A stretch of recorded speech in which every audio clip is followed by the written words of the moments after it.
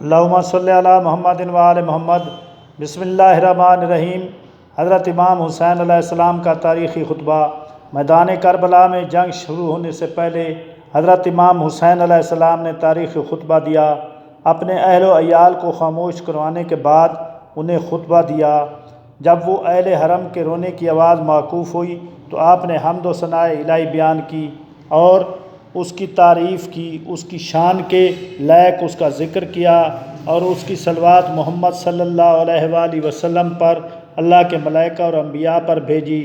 حمد و نعت میں خدا جانے کیا کیا باتیں آپ نے کی، بیان میں اس کا ذکر کی گنجائش نہیں۔ راوی کہتا ہے کہ میں نے کسی کی ایسی فصیح و بلیغ تبلیغ نہیں سنی، نہ پہلے سنی ہے نہ اب کب اس کے بعد سنی ہے۔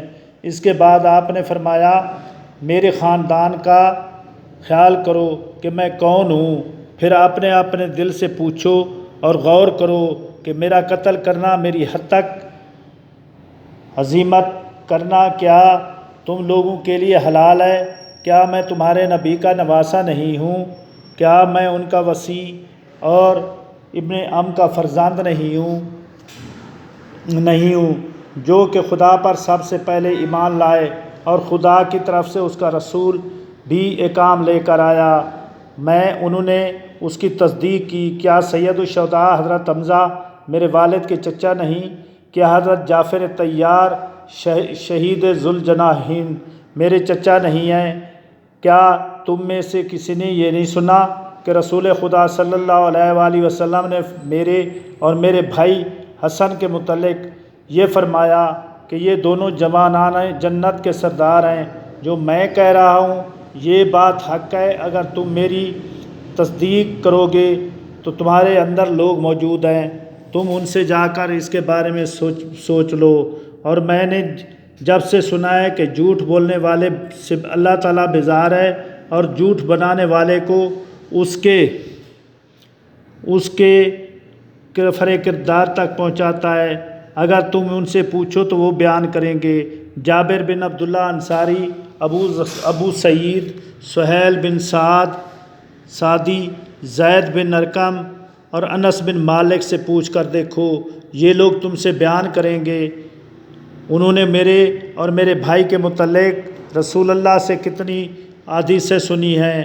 کیا یہ نہیں سنا کہ یہ مرد تم لوگوں کو میرے خون بہانے سے مانے نہیں ہے؟ شمر نے کہا، وہ خدا کی عبادت ایک ہی حرف پر کرے، اگر اسے معلوم ہو کہ آپ کیا کہہ رہے ہیں۔ حبیب بن مظاہر نے کہا، واللہ میں سمجھتا ہوں کہ تو خدا کی عبادت 70 رخ سے کرتا ہے، بے شک تو سچ کہتا ہے۔ تیری سمجھ میں نہیں آتا کہ آپ کیا کہہ رہے ہیں، خدا نے تیرے دل پر مہر لگا دی ہے۔ پھر آپ نے فرمایا، اگر تمہیں اس بات پر شک ہے تو کیا اس امر میں بھی شک ہے کہ میں تمہارے نبی کا نواسہ ہوں؟ واللہ اس وقت مشرق سے مغرب تک میرے سوا کوئی شخص نہیں، تم اس سے یا تمہارے غیر میں سے کوئی کسی نبی کا نواسہ نہیں ہے، اور میں تو خاص کر تمہارے نبی کا نواسہ ہوں۔ یہ تو بتاؤ، تم اس لیے میرے در پہ ہو کہ میں نے تم میں سے کسی کو قتل کیا ہے یا تمہارے کسی مال کو ڈبو دیا ہے؟ میں نے کسی کو زخمی کیا ہے اور اس کا قصاص مجھ سے چاہتے ہو؟ اب آپ کی بات کا جواب ہی نہیں دیتا۔ آپ نے پکار کر کہا، اے شبس بن ربیع، اے حجاز بن قیس بن اشعث، اے یزید بن حارث، کیا تم لوگوں نے مجھے نہیں لکھا تھا؟ میوے پک چکے ہیں، باغ سرسبز ہو رہے ہیں، تالاب چھلک رہے ہیں اور آپ کی نصرت کے لیے لشکر یہاں آراستہ ہیں، آئیے۔ ان لوگوں نے جواب دیا، ہم نے نہیں لکھا تھا۔ آپ نے فرمایا، نہیں باخدا تم نے لکھا تھا۔ لوگو، اب میرا آنا تمہیں ناگوار ہوا ہے تو دنیا میں کسی گوشہ امن کی خاطر اطراف مجھے چلے جانے دو۔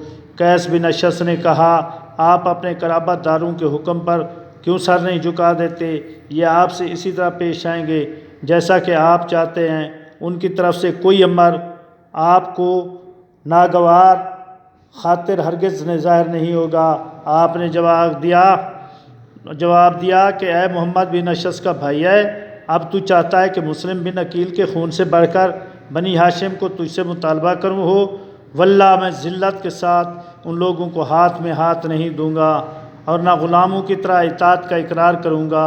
اے بندگان خدا، میں اپنے اور تمہارے خدا سے پناہ مانگتا ہوں اس بات سے کہ تم مجھے سنگسار کرو۔ میں اب اپنے اور تمہارے پروردگار سے پناہ مانگتا ہوں ہر متکبر سے جو روز جزا پر ایمان نہیں رکھتا۔ والسلام۔ میرے چینل کو سبسکرائب کر دیں تاکہ ہر آنے والی ویڈیو آپ تک